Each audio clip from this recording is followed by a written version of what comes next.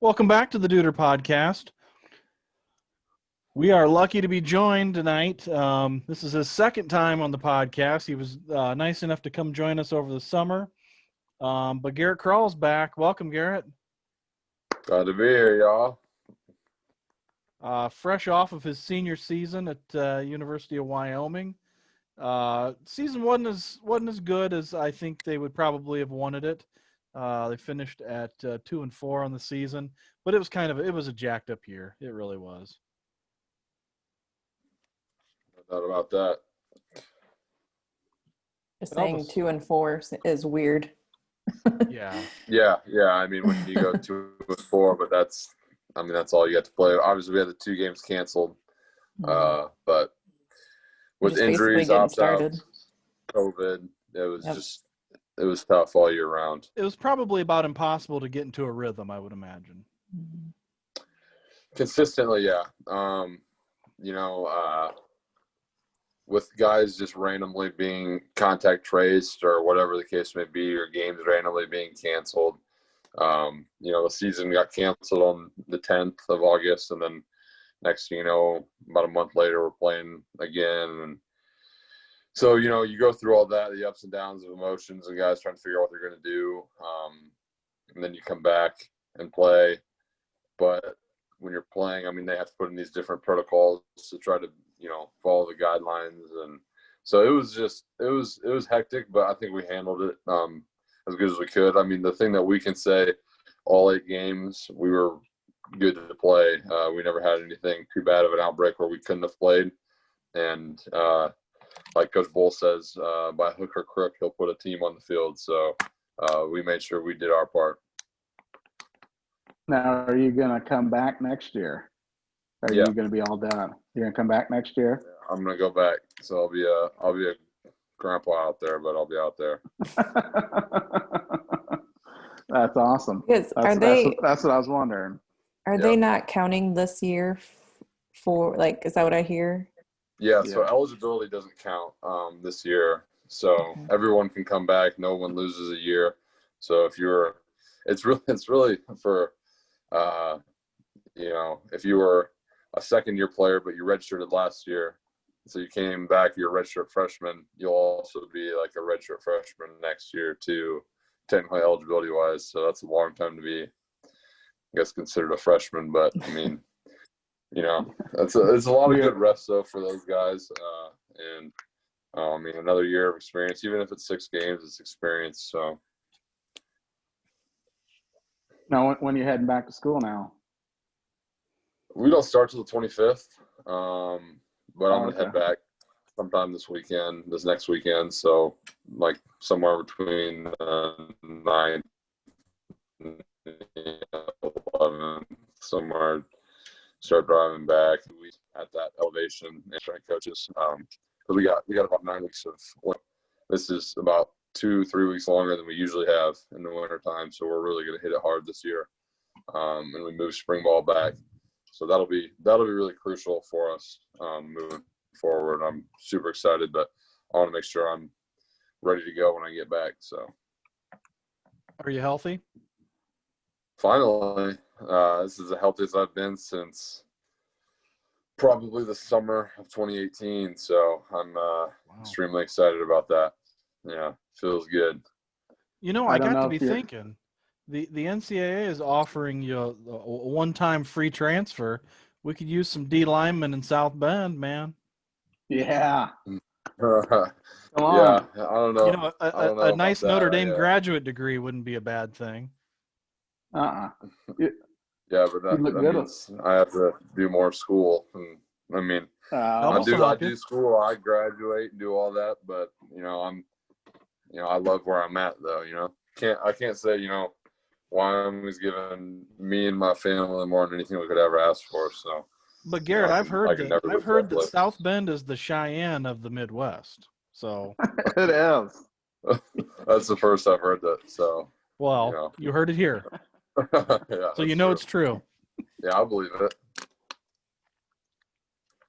Not as much mountains though. Yeah, no, I've driven through and by South Bend a couple times. It didn't really remind me of Cheyenne, but that's okay. You gotta try really hard, okay? Yeah. Just close your eyes and you're there. Yeah. All the honking and all that stuff. Just act like Yeah. that's a mule deer getting Yeah. ready to mate or something.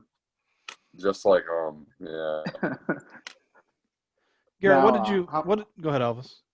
I was just going to ask you how many kids you guys are at Wyoming is going to take advantage of this rule for this year. Do you have any idea?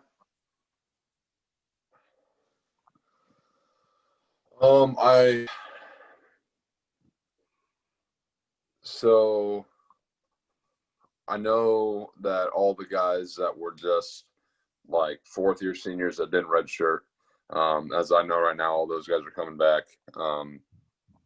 Fifth year guys, like in my class, I know we have one guy transferring, and then there's 4 that have graduated.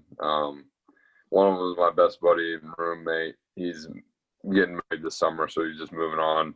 And a couple others graduated and are in grad school that are just moving on at this point. So I think we should end up with probably 7 or 8 or 6 or 7 probably from that class from 2016. And then Trey Smith, our running back. I think he's thinking about coming back. I haven't heard for sure, but hopefully he'll be back. So hopefully we return pretty good numbers next year. Good. What did you find, Garrett, was the most difficult thing you had to change with your preparation? Obviously, in years past, it's been, your game weeks kind of all look the same, but tell us a little bit of what was the most difficult kind of transition you had to do. I would say just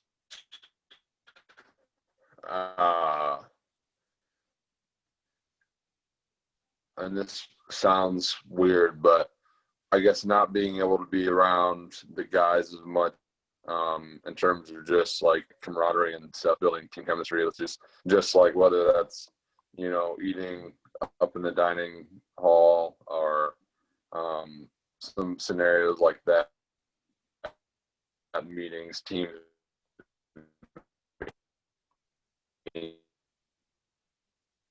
meetings, stuff like that.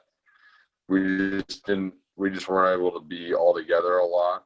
And, sometimes the best part of the day is,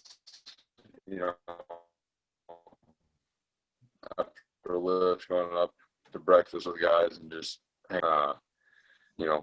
some stuff off your chest or kind of really build, like, I guess maybe the chemistry and relationships that you wanted to, like we used to.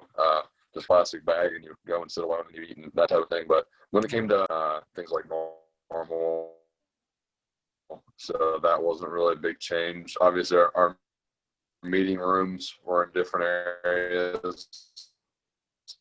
We were under the stadium in a media room with all of our chairs spread out for the DNs. So that was a little weird. But other than that, it wasn't too bad. I think the hardest part was when you prepare for a team. So that is what really took a toll on guys.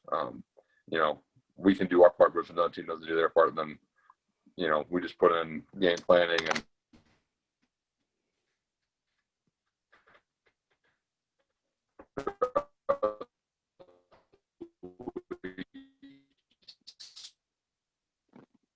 Did we lose him? start getting amped up for the game, and then it gets canceled, and then you're just like, it's just gut punching. So, that was pretty tough. Yeah, I can't imagine. Yeah, go ahead, Elvis. What's a couple things you want to work on next year now? Strength and Y'all there? yeah. I can kind of hear you, buddy. He's frozen. He is. Yeah. There you Can you go. hear me now? Yeah, I heard you. Better. Still a Yeah. little bit hairy. I would say next year gain weight, get stronger, get faster, and get back to the speed I know I can play at. I really haven't, like I said, I haven't done a lot of conditioning or running or speed work since, gosh, it's been a while. It's been like a year. So I'm excited to get back and do that. Well, I think I I know know. one- I think I know somebody that might need some trees chopped down. You can go out and do some lumberjack work at Elvis's house. We'll get you on the Rocky IV program.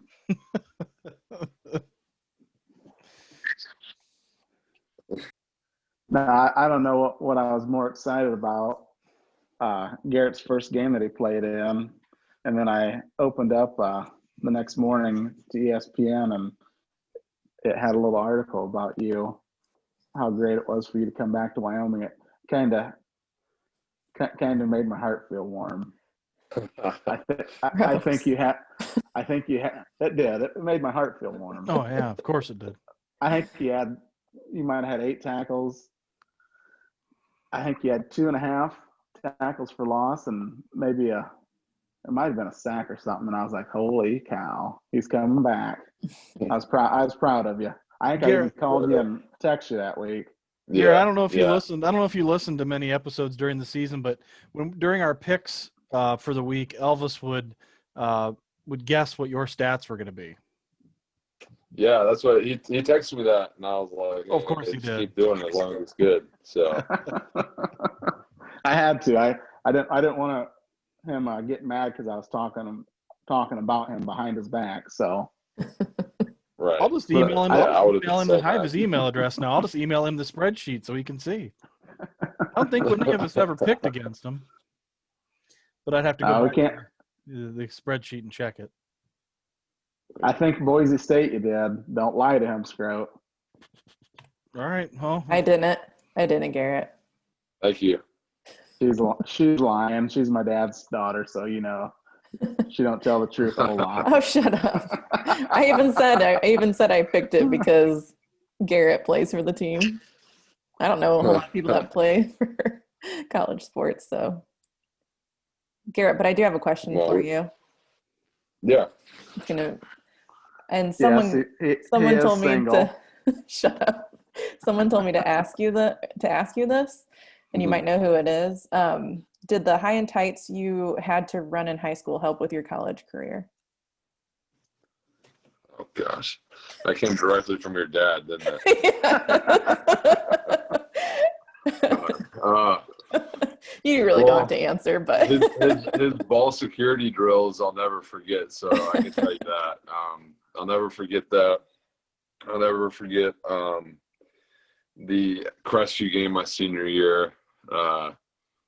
He, after the game, the Monday, I don't know who we were playing the next week, but something I was doing during the game, he threatened to never play me on defense again if I kept doing it. And I was like, okay. But I was like, no one was covering the flat route, so I thought I might as well try to do it so the quarterback didn't throw it. But and you know what? You gotta let the coach, and that was on me. But he played me. You didn't say, "Come on, old man, I'm a D1 prospect." I did. At the time, I didn't know that at all. So I was just out there playing, doing my own thing, and I can still remember that because we were sitting like in the middle of like our game field, and he started getting on me. I was never gonna play me again. Of course, I didn't tell him. I was like, I should have just told him, been like, Coach, no one was covering the route. You want to, like, was I supposed to let him throw to it? Like, I know it wasn't my job, but no one was there, so I just did it anyways. But hey, you know what? There's more stories for sure. But his ball security, when he ripped me for that one, it's just funny now to think about. But I was like, dang, I almost didn't play defense after that. It would have been his fault that you didn't get that D1 scholarship. You could have blamed. I know. Could have blamed it on Mike Bailey. Hey, Elvis. Yeah. Elvis. Yeah, I'm gonna, get this. Elvis, you can hang on it because the last week that we picked their games was the New Mexico game. So we did not pick the Boise game because we quit doing picks. Oh, did we? Okay. Yep, but every game that we picked of theirs, Everybody picked Wyoming. You don't believe me? You better ask somebody. Hey, I appreciate that. We let you guys down a couple times though, but You let us Hey, down it's okay. more than a couple. Now, had I went against It's you okay, buddy. times, we might have been all right. But we went with the spread. It was with the spread too. So, Okay. man, looks like we only picked like 3 times. Colorado State. Yeah, was the 'cause one that let us down. Because they didn't have games for a couple weeks. Gosh, I'm trying to find. I'm only finding like 3 games of theirs we picked. Well, we only played 6, so I mean 50%.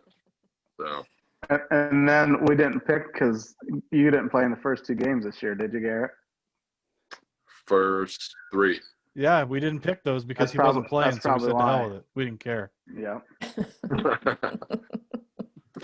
There, I just scrolled the entire Excel file, The The PDA. PDA. the PDF that Elvis calls it.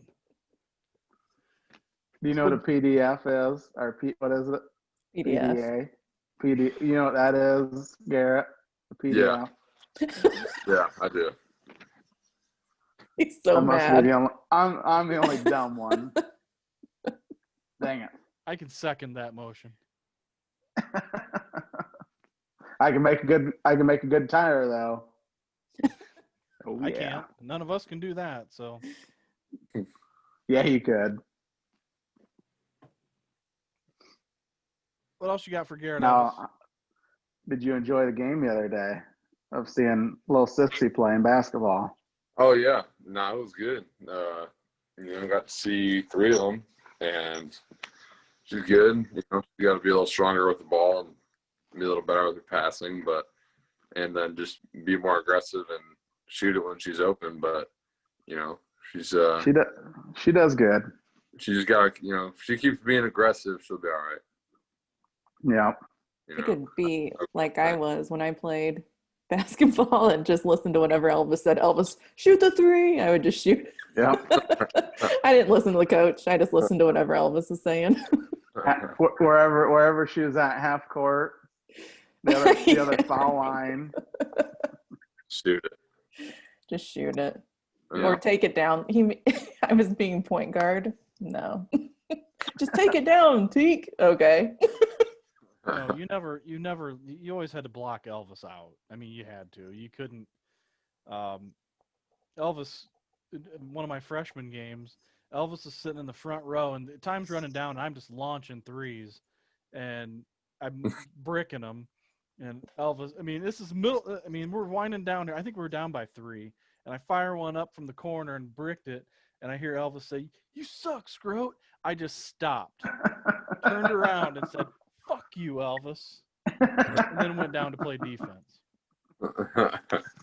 So, them were the good days. speak for yourself. I'd love to try to shoot a 3 right now. Garrett, you got any thoughts on the national championship game? Shoot. I watched both games. Uh-oh. Watched both games. Yeah, you gotta fix it, buddy. Are we good now? Yeah, we're good now. Go up on the roof and adjust the antenna. Yell down on my that real quick. But all good right now? Yeah. All right. Yeah. I don't know. I watched both games, and I mean Ohio State and Alabama are just they're so good. I mean, they're definitely the best 2 teams in college football, in my opinion, just from watching them. Because I mean, the thing is, like, their defenses are good, but their offenses can go up and score points on anybody they play. So, and they can do it running the ball or passing the ball. I mean, it doesn't matter what they do; they can be really good at it. So, I honestly don't know a prediction because if Ohio State plays as good as they did, I know they can beat Bama. I think Bama's might be one of the best Bama teams I've seen, but I think it's going to be a shootout, and it'll probably come down to a 1-possession game, and probably pretty high scoring. I'm gonna second. Now, can you be a Buckeye fan? Are you a Buckeye fan, Garrett? No. Attaboy. Notre Dame. I used to be a big Buckeye fan. I mean, shoot, I still actually looking right here on my wall. I got a little Picture of Pam Anderson. no, it's a picture of a couple pictures kind of made up in a frame of my first game when I went to the shoe when I was in 4th grade. But I used to be, but now I'm not. So I'm the outlier in my family. That's okay. Yeah, it's just when you play, it's like, well, can't do it. They didn't offer you anyway, so screw them. Exactly. I'm going to second Garrett. I think it's going to be a shootout as well. I think it's going to look a lot like that SEC championship game did. Yeah, I agree.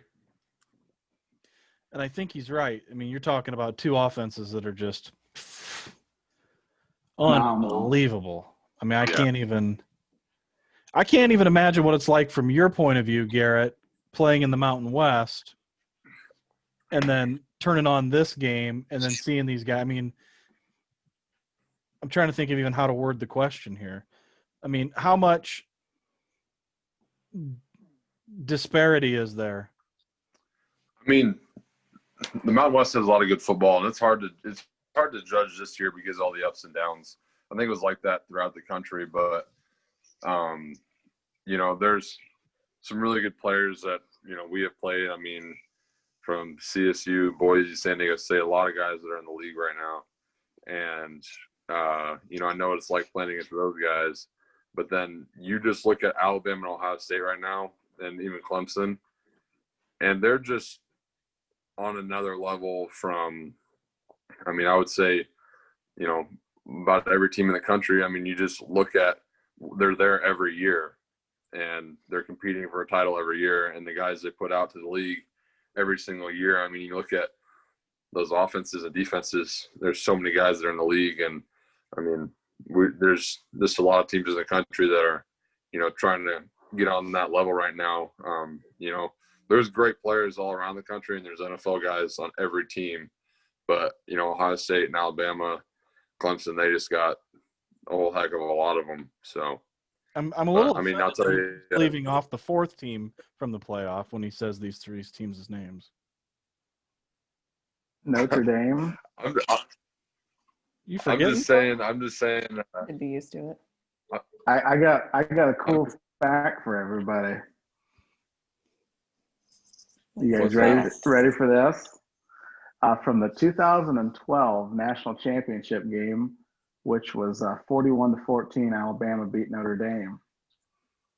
From those two teams, Notre Dame has 12 people in the NFL still. Alabama has 1. Who is it? Really? They didn't say any names. But I thought that was kind of crazy. Was Derrick Henry on that team? He might be the lone one. Yeah. Because I think he was. We're kind of running.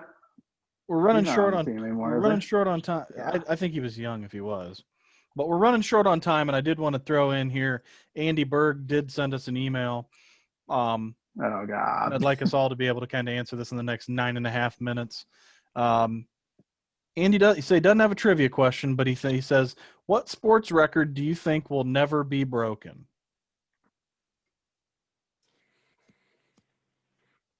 I think there's 3 of them in baseball. Cal Ripken Jr.'s consecutive inning streak. Games. Yes, games. I'm sorry. 40. What is it? Joe DiMaggio's hitting streak of what? 46 games. 56. 56. Okay, and then nobody's ever going to hit over 400. I don't think anybody's going to touch Nolan Ryan's strikeouts either. Or Cy Young. Yeah, that'd probably be another one. Didn't Cy Young have like 500 and some wins? 511. Now in football, Nobody's ever going to be any better than the '85 Bears. There you go, Garrett. I'm not surprised by that answer. I second that. You shouldn't be. And nobody will ever touch Walter Payton's rushing record.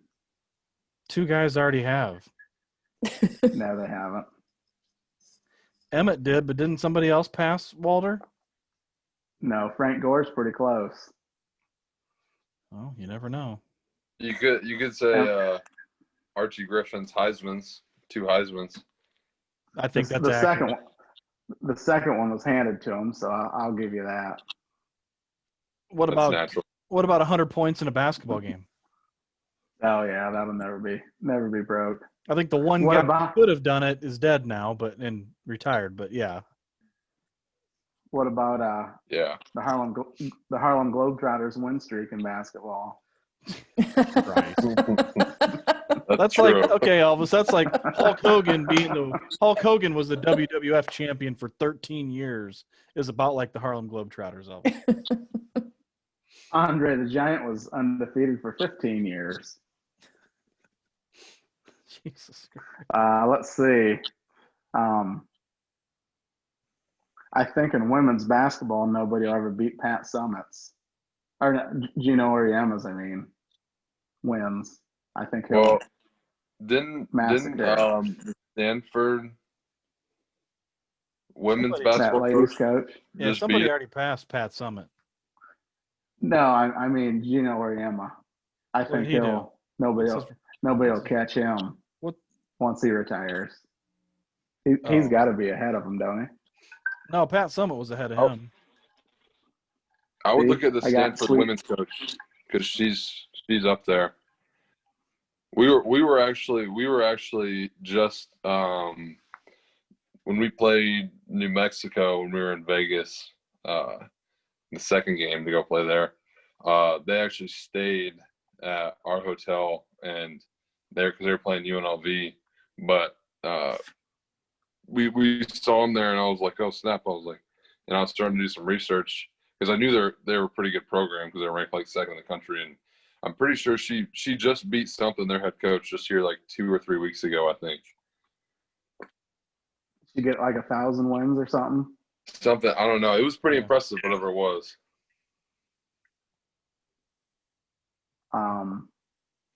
Trying to think of some more streaks.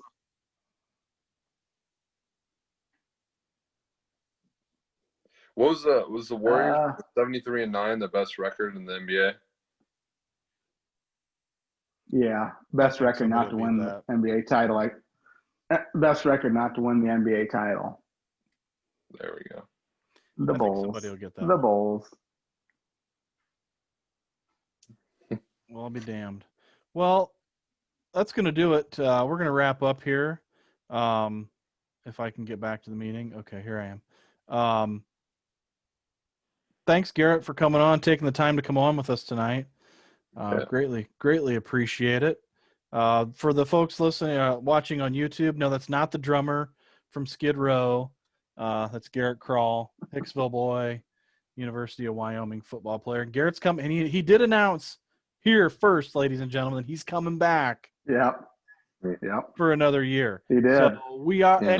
any announcement, we have to get credit for that. Otherwise, I will get our legal team on it. I'm also gonna do a Twitter poll where they can decide whose hair is better, mine or Garrett's. That's the best. You got to. Because I don't know. I got a cut a couple weeks ago. It Uh-oh. does look pretty silky. Yeah.